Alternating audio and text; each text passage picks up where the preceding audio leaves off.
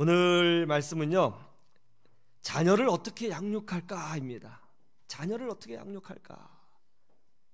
한번 따라해 보세요. 자녀를 어떻게 양육할까? 자녀를 어떻게 양육할까? 오늘 말씀을 통해서 자녀 교육에 대하여 생각해 보기를 원합니다.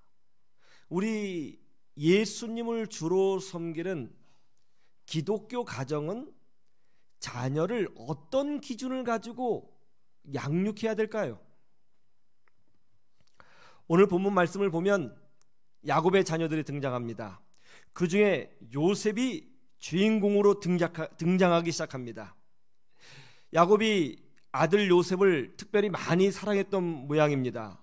야곱이 요셉에게만 채색 옷을 입혀주었습니다. 채색 옷이 무엇이죠? 예쁜 색깔이 들어간 옷이에요. 염색 기술이 발달하지 않은 고대 사회에서는 색이 다양하게 들어간 옷은 매우 귀한 옷이었습니다. 야곱이 그 채색 옷을 요셉에게만 입혀주었다는 것이죠. 그러다 보니까 요셉의 형들이 요셉을 질투하고 시기하고 미워하기 시작했습니다. 그런데 그때쯤에 요셉이 놀라운 꿈을 꿉니다. 요셉의 곡식단이 벌떡 일어서는 거예요. 그러더니 형들의 곡식단이 요셉의 곡식단을 향하여 절을 하는 것입니다. 또 꿈을 꿨습니다. 하늘의 해, 달, 별들이 요셉의 별을 향하여 절을 하는 꿈이었습니다. 이 꿈을 형들에게 자랑하듯이 요셉이 이야기를 해줍니다. 그러자 형들이 더욱 화를 냅니다. 야, 우리가 너를 섬기고 심지어 아버지, 어머니도 너를 섬긴다는 말이냐? 형들은 요셉을 시기했습니다. 그러나 야곱은 이 이야기를 마음에 간직했다 하는 것이 오늘 본문의 내용이죠. 오늘 본문을 보면 아주 독특한 것이 하나 나오죠. 그게 뭡니까? 그동안 성경의 시설은 야곱에게 있었죠. 야곱이 성경의 주인공이었습니다. 그런데 오늘 본문을 보면 아주 자연스럽게 요셉이 성경의 주인공으로 등장하고 있는 것을 봅니다. 여러분, 우리 자녀들은요, 항상 어린 아이들로만 우리 곁에 있는 존재가 아닙니다. 우리 자녀들은 우리의 기도가 필요하고 우리가 먹여 살려주고 우리가 양육해야 되는 그렇게 연약한 존재로만 우리에게 있는 것이 아니에요. 때가 되면 우리 자녀들이 하나님 나라의 주인공이 될 줄로 믿습니다. 하나님은 우리 자녀들을 단지 교육을 받아야 되는 여린 아이들로만 보시지 않아요. 하나님은 우리 자녀를 하나님 나라의 주역, 다음 세대, 믿음의 세대를 이어갈 하나님 나라의 주역으로 보고 계신다는 것을 여러분 알고 계셔야 되는 것입니다. 물론 우리 자녀들에게 약점이 있죠. 우리 자녀가 똑똑하지 못할 수도 있고 믿음도 부족하고 또 성격도 모가 날 수가 있어요. 그러나 그럼에도 불구하고 우리 하나님은 우리 자녀들을 기뻐하시며 하나님 나라의 주인공으로 세우시며 믿음 역사의 다음 세대의 주인공으로 세워주시는 거예요. 요셉은 정말 파란만장한 인생을 살았죠. 요셉은 배다른 형들의 미움을 받고 자랐습니다. 그리고 그 형들에 의해서 노예로 팔려갔습니다. 어린 나이에 노예가 되었습니다. 그러다가 오해를 받고 지하 감옥에 갇혔습니다. 매를 많이 맞았을 거예요. 정말 서러웠을 거예요. 좌절했을 것입니다. 고난의 세월을 보냈습니다. 그러나 요셉은 인내했죠. 그리고 믿음을 잃지 않았습니다. 하나님은 그를 축복하셨고 결국 이집트의 총리로 세우셔서 왕의 권세를 가진 자로 세우셔서 하나님 앞에 쓰임받도록 축복해 주셨던 것입니다. 우리 자녀들도 앞으로 요셉처럼 많은 일들을 경험하겠죠. 친구들한테 배신을 당할 수도 있을 것이고 꿈과 비전이 좌절되는 것을 경험할 수도 있을 것이고 고난도 당하고 아프기도 하고 사고도 당하고 눈물로 흘릴 거예요. 또 누군가로부터 미움을 받아서 힘들어서 끙끙댈 수도 있을 것입니다. 저는 바라기는 여러분의 자녀들이 이 모든 아픔과 위기를 이겨내고 요셉과 같이 하나님의 축복을 누렸으면 좋겠습니다. 하나님 나라의 주인공이 되기를 주님의 이름으로 축원합니다. 그렇다면 우리는 자녀를 어떻게 양육해야 되는 것일까요? 오늘 본문을 통해서 몇 가지 생각해 보기를 원합니다. 한 5가지 정도 볼 텐데, 첫 번째, 사랑받는 자녀로 양육해야 된다는 거죠. 한번 따라해 보세요. 사랑받는 자녀로 양육하라. 오늘 본문 말씀 3절을 보세요. 중요한 말씀이 있어요. 3절 같이 볼까요? 시작. 요셉은 노년에 얻은 아들이므로 이스라엘이 여러 아들들보다 그를 더 사랑함으로 그를 위하여 채색옷을 지었더니. 야곱은 요셉을 특별히 사랑했어요. 왜 요셉을 특별히 사랑했을까요? 더 깊은 의미가 있어요. 요셉도 자신이 아버지의 사랑을 받고 있다는 걸 알았어요. 왜냐하면 채색옷을 지어줬잖아요. 야곱이 요셉을 특별히 사랑한 이유가 뭔가? 야곱이 보기에 요셉은 너무나도 불쌍한 아이였던 겁니다. 요셉은 엄마가 없이 자랐습니다. 요셉의 엄마는 라헬인데 동생 베냐민을 낳다가 죽었어요. 엄마의 손길이 가장 필요한 그 어린 때에 요셉은 엄마가 없이 성장했습니다. 배다른 다른 형들은 엄마가 있었습니다. 형들은 힘들 때 언제든지 엄마의 품에 들어가서 위로를 받을 수 있었습니다. 사랑을 누릴 수 있었어요. 아버지한테 혼날 때 엄마가 변호해주는 그런 것을 경험할 수도 있었습니다. 그러나 요셉은 엄마가 없었습니다. 배다른 형들의 눈치를 보면서 살아야 했고요, 힘들게 혼자 인내하며 살아야 했습니다. 노년에 얻은 아들이었기 때문에 그 아들이 더 가련하게 보였던 것 같습니다. 그래서 야곱은 특별히 요셉을 사랑해 주었던 것 같습니다. 의도적으로 사랑해 준 거죠. 엄마가 없이 자란 아이, 배다른 형제들 사이에 그 틈바구니에서 아둥바둥 거려야 하는, 눈치를 봐야 하는, 서러움을 경험해야 되는 그 아들을 의도적으로 더 사랑해 준 것입니다. 요셉은 그런 아버지의 의도를 알았습니다. 그리고 자신이 사랑받고 있다는 것을 알았어요. 그래서 형들에게 당당하게 자신의 꿈을 얘기했고, 형들이 자기를 시기에도 즐겁게 살 수 있었습니다. 이것이 요셉에게 능력이 된 거죠. 형들이 요셉을 미워했어요. 그러나 요셉은요, 성경을 보면 흔들리지 않습니다. 왜냐하면 아버지가 자기를 사랑한다는 것을 알고 있었거든요.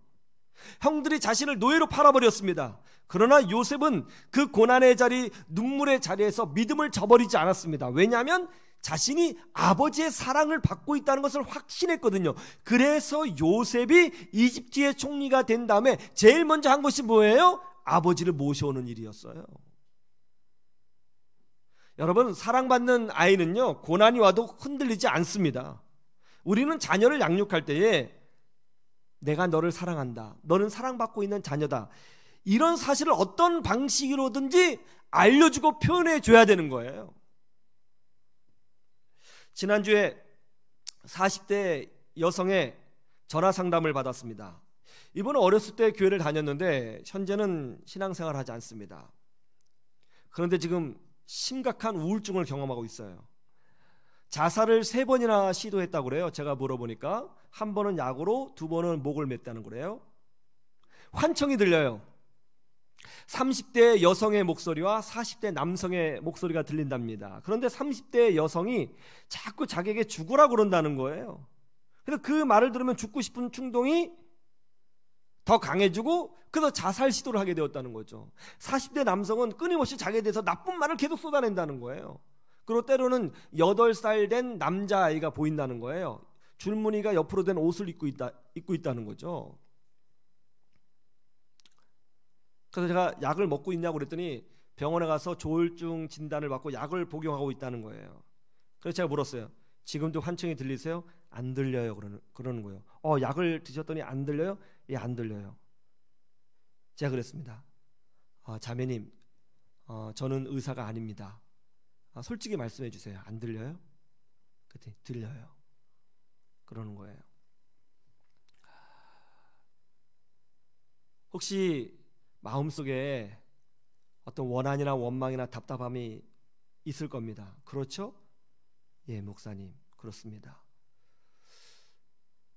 그것이 언제부터 시작되셨나요? 어쩌면 어렸을 때부터 시작된 것 같으신데 그런가요?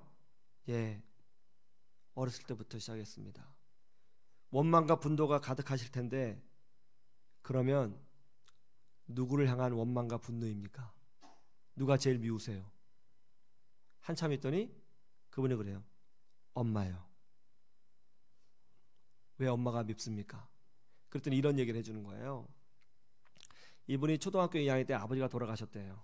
그래서 엄마가 이제 생업을 위해서 일을 해야 했답니다. 그런데 이분이 초등학교 5학년 때 학교에서 남자아이들에게 왕따를 경험했어요. 그래서 자기가 왕따를 당한다고 이제 집에 와서 엄마에게 얘기했더니 야, 네가 좀 참아. 네가 좀 참으면 되지. 하고 이제 이야기를 했다는 거예요. 근데 그 말을 듣는 순간 이분에게는 그것이 마치 버림받는 느낌? 엄마는 지금 바쁘죠. 가정생활이 어렵죠. 근데 엄마한테 뭐라고 부탁을 할 수가 없는 거예요. 그때 이후로 왕따를 경험하다 엄마에게 아무 말도 안 했대요. 그러고 지나간 거죠. 근데 그게 지나간 게 아니었어요. 그게 내적인 분노로 쌓인 거예요. 엄마를 향해서. 그리고 그것이 이런 문제를 가져온 것입니다. 이게 귀신 들림의 역사인지 귀신의 역사인지 아니면 정말 정신적인 문제인지는 모르겠어요. 악한 귀신일 수도 있겠죠. 어쨌든 어떤 것이든지 간에 원망을 통해서 귀신이 들어왔던 아니면 원망 때문에 정신적인 문제를 겪던 그 분노가 있어서 이런 문제가 생겼다는 것은 분명합니다. 본인이 그렇게 고백을 했잖아요. 물론 엄마의 입장은 이해가 돼요. 지금 뭐 생업도 바쁘죠. 그리고 학교에서 그런 갈등을 겪는 것은 성장 과정에서 의뢰이 겪는 일이다 이렇게 생각할 수도 있었어요. 엄마는 그렇게 생각했을 것입니다. 그러나 그걸 받아들이는 딸은 전혀 다르게 받아들인 거죠. 여러분, 우리 예수 믿는 사람도 마찬가지예요. 신앙생활할 때 우리가 제일 먼저 확인하고 확신해야 되는 것이 무엇이냐? 그게 뭔지 아세요? 그것은 바로 하나님의 사랑입니다.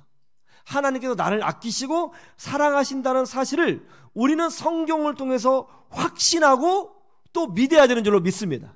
이게 제일 중요한 거예요. 우리는 주일 설교를 통해서 하나님의 사랑을 알고 감격해야 되고요.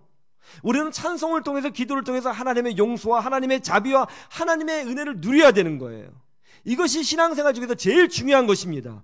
그래야 우리가 하나님의 자녀로서 건강하게 성장하게 되는 거죠.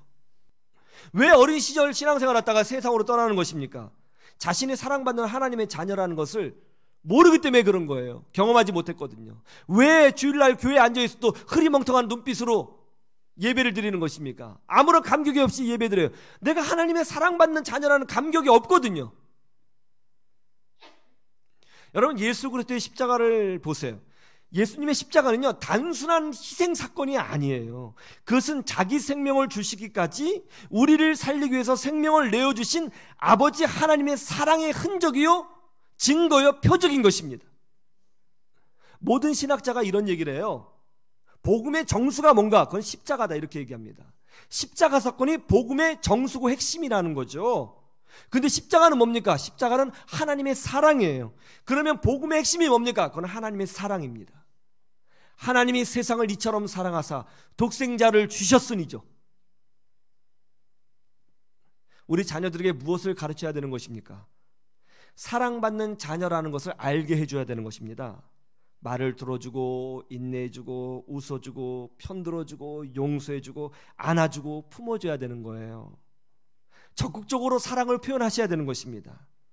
저는 여러분의 자녀가 하나님 나라의 주인공으로 멋지게 세워지는 역사가 있기를 주님의 이름으로 축원합니다. 두 번째, 무엇을 가르쳐야 되는가? 꿈과 비전으로 자녀를 양육해야 된다는 거예요. 한번 따라해 보세요. 꿈과 비전으로 자녀를 양육하라. 하나님은 요셉에게 꿈을 주셨습니다. 요셉의 곡식단이 일어서고 형들의 곡식단이 요셉에게 절하는 꿈을 꾸었죠. 또 꿈을 꿨어요?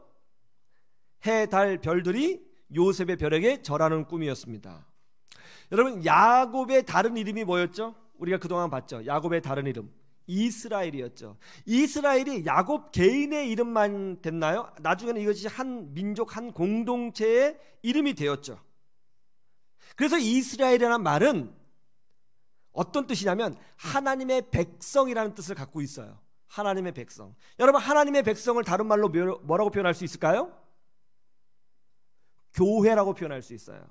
그러니까 이스라엘은 하나님의 백성이고 하나님의 백성 곧 교회죠. 여기에 보면 야곱의 아들, 야곱과 그의 아내와 아들들이 어떻게 묘사되고 있죠? 오늘 성경을 보면 한번 찾아보죠. 오늘 본문 말씀 9절 말씀 함께 보죠.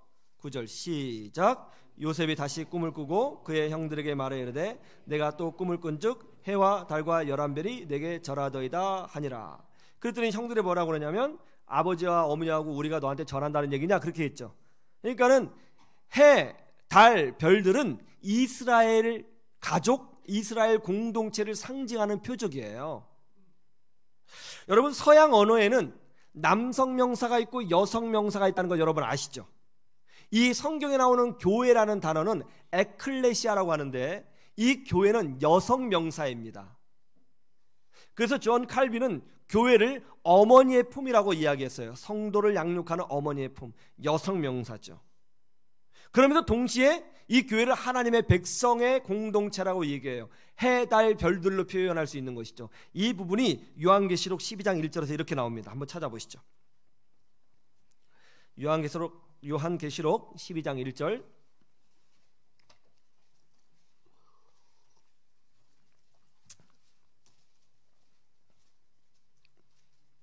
요한계시록 12장 1절. 한번 다 같이 볼까요? 시작. 하늘에 큰 이적이 보이니 해를 옷 입은 한 여자가 있는데 그 발 아래에는 달이 있고 그 머리에는 12별의 관을 썼더라.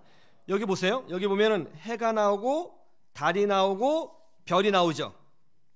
뭐하고 똑같아요? 요셉이 꾼 꿈과 똑같죠. 그런데 여자가 이것을 입고 있어요. 뭐예요? 교회를 말하는 것이죠. 여자가 해, 달, 별들을 가지고 있는데 이것은 요한계시록에 나오는 이 여자는 해, 달, 별을 가지고 있는 여자는 하나님의 백성, 공동체, 이스라엘, 교회를 상징하는 것입니다. 특별히 여기에 나오는 해는 어떤 특별한 인물을 지칭하는 게 아니에요. 달은 어떤 특정한 인물을 지칭하는 게 아니에요. 그 자체가 그냥 이스라엘 백성 한 공동체예요. 그런데 성경에 보니까 이 여자가 아이를 임신했고 아이를 낳아요. 근데 그 아이가 만국을 다스리는 자가 됩니다. 그게 누구예요? 예, 이스라엘 혈통에서 태어날 한 아이. 그 아이가 세상을 다스려요. 누굽니까? 아브라함과 다윗의 자손 예수 그리스도를 말하는 거죠. 그리고 그 예수 그리스도께서 세상을 다스리고 세상을 구원하십니다. 그걸 말씀하고 있어요. 하나님은 요셉을 교회를 보호하는 자, 이스라엘 자손을 보호하는 자로 세우실 것입니다. 이 비전을 하나님이 어린 요셉에게 주신 것이죠. 요셉은 적어도 자신이 어떻게 큰 리더가 될지는 모르지만 어떤 방식으로든 큰 리더가 돼서 자기 가족을 자기 가족을 보호할, 이스라엘 백성을 보호할 자로 세워지게 된다고 하는 비전을 분명히 가지고 있었던 것 같습니다. 그래서 요셉이 총리가 되자마자 자신의 가족들, 심지어 자신을 버린 형들까지 품고 불러 보호해 준 것이죠. 여러분, 비전이 있는 아이는 절대로 망하지 않습니다.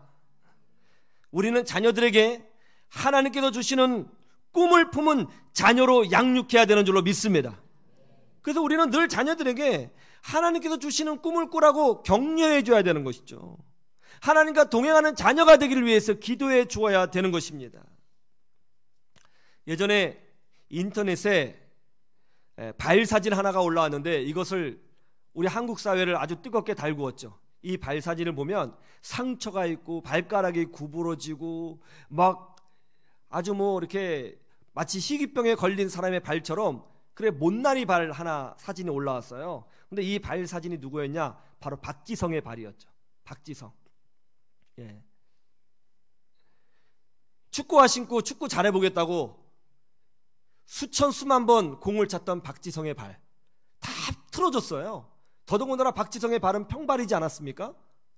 그렇게 했어요. 왜 그런 아픔이 있음에도 불구하고 운동을 계속 할 수 있었느냐? 그건 하나였어요. 프로 선수가 되고자 하는 꿈이 있었거든요. 물론 그의 생각보다 더 크게 세계 무대에서 축구를 하는 선수로 쓰임을 받았지만 그의 꿈은 하나였어요. 프로 무대에 나가서 내가 축구 선수로 뛰어보겠다. 이 꿈 하나가 있었기 때문에 발이 틀어지는 아픔이 있어도 이겨낼 수 있었던 거죠. 꿈이 있는 아이는요, 고난이 있어도 이겨내는 거예요. 꿈이 있는 아이는요, 실패를 해도 일어날 수 있는 것입니다. 우리 자녀 그렇게 양육해야 하겠습니다. 그런 자녀가 되기를 주님의 이름으로 축원합니다. 세 번째, 어떻게 양육해야 되느냐? 하나님의 기쁨이 되는 자녀로 양육해야 된다는 것이죠. 한번 따라해 보세요. 하나님의 기쁨이 되는 자녀로 양육하라. 요셉이 이집트의 시위대장의 집에서 노예로 살 때였습니다. 그 시위대장의 아내가 요셉을 성적으로 유혹했어요. 그러나 요셉은 그 유혹을 뿌리쳤습니다. 그때 요셉이 그 유혹을 뿌리치면서 뭐라고 말했는지 아세요? 뭐라고 말했는지 그 기억하십니까? 이렇게 이야기하죠. 내가 어찌 이 큰 악을 행하여 하나님께 죄를 지으리까? 노예로 고난받고 있는 중이었습니다. 형들에게 미움을 받았습니다. 지금 억울하게 팔려와서 억울한 인생을 살고 있습니다. 그러면 하나님을 원망하고 내 인생 섭섭하다고 눈물을 흘리면서 막 살 수도 있잖아요. 더욱이 지금 노예 아닙니까? 그 노예로 살고 있는 이 어린아이가 뭐라고 얘기했다고요? 하나님 앞에 죄를 지을 수 없다는 거예요. 이게 무슨 말이에요? 요셉은 비록 노예의 삶, 비참한 인생, 눈물의 인생, 섭섭한 인생, 상처받은 인생을 살고 있지만 그럼에도 불구하고 있는 현장에서 하나님의 기쁨이 되려고 노력했다는 것입니다. 이런 사람은 반드시 하나님이 축복해 주시는 거예요. 제가 요즘에 우리 교회 목회하면서 참 감사합니다. 왜냐하면 우리 교회 청년들을 보니까 너무 착해요. 교회를 진짜 사랑하고요, 교회를 아끼는 청년들이 많습니다. 또 우리 교회 청소년들을 보니까 진짜 하나님을 사랑하고 예배를 사모하고 찬송을 사모하고 교회를 사모하는 아이들이 있어요. 우리 아이들하고 대화를 해보면 제 마음이 맑아져요. 정말 맑아집니다. 아이들하고 대화할 때마다 이런 생각이 들어요. 아, 하나님이 우리 아이들을 기뻐하시겠구나. 하나님께서 복을 부어주시겠구나. 그런 생각이 듭니다. 여러분, 하나님의 기쁨이 되려고 하는 자녀는요, 하나님께서 그 인생을 책임져 주시는 줄로 믿습니다. 우리들의 자녀들이 그렇게 되기를 주님의 이름으로 축원합니다. 네 번째, 어떻게 양육해야 되느냐? 기준이 뭐냐? 순종과 충성의 자녀로 양육해야 된다는 거죠. 한번 따라해 보세요. 순종과 충성의 자녀로 양육하라. 요셉의 놀라운 특성 중에 하나는 충성스러움이었습니다. 형들이 멀리서 양을 치고 있을 때 야곱이 요셉에게 심부름을 시킵니다. 형들에게 가서 도시락을 주고 오너라. 요셉은 그 먼 거리를 마다하지 않고 기꺼이 순종합니다. 요셉이 이집트 시위대장 보디발의 집에서 노예로 있을 때였습니다. 노예로 있는 그가 얼마나 충성하고 얼마나 순종적이었는지, 얼마나 열정적으로 일을 했는지, 글쎄 보디발이 노예였던 그 요셉을 가정 총무로 세웠어요. 생각해 보세요. 노예로 열심히 일한다고 해서 봉급이 나와요? 노예가 충성한다고 해서 그 신분이 양반이 될 수 있습니까? 그냥 노예는 영원한 노예예요. 그런데 요셉은요, 있는 자리에서 열정적으로 충성했어요. 그래서 가정 총무가 됐다고요. 더 충격적인 게 뭔지 아세요? 요셉이 보디발의 아내의 거짓말과 모략 때문에 지하 감옥에 갇히게 되었거든요. 얼마나 억울해요. 팔다리에 힘이 다 빠졌을 것입니다. 그런데 요셉은 그 지하 감옥에서도 충성하고 열심히 일합니다. 얼마나 감옥에서 충성하고 열심히 했는지 감옥 간수장이 그 요셉을 행정사무를 맡는 사람으로 세웠다니까요. 아니, 감옥에서도 충성했다고요. 정말 놀랍지 않아요? 여러분, 우리 자녀들 이렇게 키워야 될 줄로 믿습니다. 충성된 아이들로 키워야 되고요, 맡은 바 책임을 다하는 아이로 키워야 되는 거예요. 제가 청년부 사역을 할 때였습니다. 한 청년이 와서 노래를 잘해요. 이 청년이 와서 자기가 찬양 인도를 하고 싶다는 거예요. 마침 교회에 찬양 인도자가 없어서 고민을 많이 하고 있던 터에 자기가 찬양 인도 하겠다니까 얼마나 좋아요. 그래 해라. 맡겼어요. 근데 처음에는 잘하더니 6개월 정도 지나니까 자꾸 교회를 빠지는 거예요. 찬양 인도자가 교회 빠지면 좀 그렇잖아요. 딱 드러나잖아요. 그래서 이제 너 빠지면 안 되고 열심히 하라고 이렇게 권면했더니 취업 준비 때문에 너무 힘들다는 거예요. 그러면서 어느 날 연락을 끊고 잠적했어요. 청년들 그럴 수 있어요. 근데 기분이 썩 좋은 건 아니더라고요. 하루는 또 다른 청년이 저를 찾아왔습니다. 이 청년이 자기 몸이 아프다고 기도해 달라는 거예요. 어디가 아프냐 했더니 간이 안 좋대요. 황달도 걸렸고 간염이 있고 간이 약해서 자꾸 쓰러진다는 거예요. 그래 내가 기도해 줄게. 그랬더니 자기 또 폐도 안 좋다는 거예요. 그래 왜 폐가 안 좋냐? 어쨌든 폐가 안 좋대요. 그래 알았다고 기도해 주겠다고. 그랬더니 자기 눈도 안 좋다는 거예요. 뭐 젊은 아이가 눈도 안 좋냐고 기도해 주겠다고. 눈이 충혈되고 뭐 뻑뻑하고 그렇다는 거예요. 알았다고. 그랬더니 또 무릎팍이 이렇게 아프고 안 좋대요. 너는 뭐 젊은 애가 겉은 멀쩡한데 이렇게 아프냐? 그래서 모르겠다고. 그렇게 아프대요. 기도해 달래요. 알았다고. 그래서 걔 간과 폐와 무릎팍 걸려도 기도했는데 어느 날 와서 허리도 안 좋다면서. 그래서 걸어다니는 종합병원 갔다고. 그러면서 이제 기도를 열심히 해줬는데 아이가 참 맑아요. 착합니다. 긍정적이에요. 그래서 이제 제자 훈련을 시켰습니다. 말씀을 쏙쏙 빨아들여요. 이제 제자 훈련 수료한 다음에 이제 사랑방을 인도하는 리더로 세웠습니다. 리더로 세웠는데 날마다 전화 오는 거예요. 목사님, 저처럼 아픈 사람이 잘할 수 있을까요? 잘할 수 있을까요? 그러면 너 잘할 수 있다. 걱정하지 말아라. 잘할 수 있을까요? 제 사랑방에 형도 있는데 잘할 수 있을까요? 괜찮다. 기도해줘요. 전화로. 아멘. 끊어요. 그 다음날 또 전화 와요. 목사님 간도 안 좋고 어디도 안 좋은데 잘할 수 있을까요? 처음에는 왜 이러지? 뭐 안 하려고 그러나? 왜 자꾸 전화하지? 계속 아프대요. 근데 사랑방 인도를 하는 거예요. 최근에 제가 이제 이 아이를 만났거든요. 이제 거기서 사역을 하다가 제가 용인으로 내려왔잖아요. 최근에 이 아이를 만났는데 놀랍게도 지금까지 사랑방 리더로 섬기고 있더라고요. 지금까지. 그 말은 결혼을 못했다는 얘기기도 한데 어쨌든 지금까지. 이쁘죠? 근데 제가 어느 날 TV를 보다가 깜짝 놀랐어요. TV에 법률 상담 TV가 있는데 걔가 변호사로 나와서 법률 상담을 해주더라고요. 그 어린애가 양복을 딱 입고 나와서 법률 상담을 깜짝 놀랐어요. 그래서 제가 전화 걸었죠. 야, 너 TV 나왔더라. 그랬더니 뭐 몸도 안 좋은데 TV에서 나오라 그래갖고 나오게 됐다고. 그래서 이런저런 얘기하는데요. 제가 그랬어요. 너 나올 만해. 너 축복받을 만해. 잘했어. 격려해 줬어요. 요셉을 보세요. 지하 감옥에서도 충성했다니까요. 그런 요셉을 하나님이 총리로 세우신 것입니다. 우리 자녀들도 그렇게 되기를 축원합니다. 5번째, 어떻게 양육해야 되느냐? 용서하는 자녀로 양육해야 된다는 거예요. 요셉이 이집트의 총리가 되었습니다. 그때 요셉이 곡식을 구하기 위해서 이집트에 온 형들을 만나게 되죠. 요셉은 형들을 테스트합니다.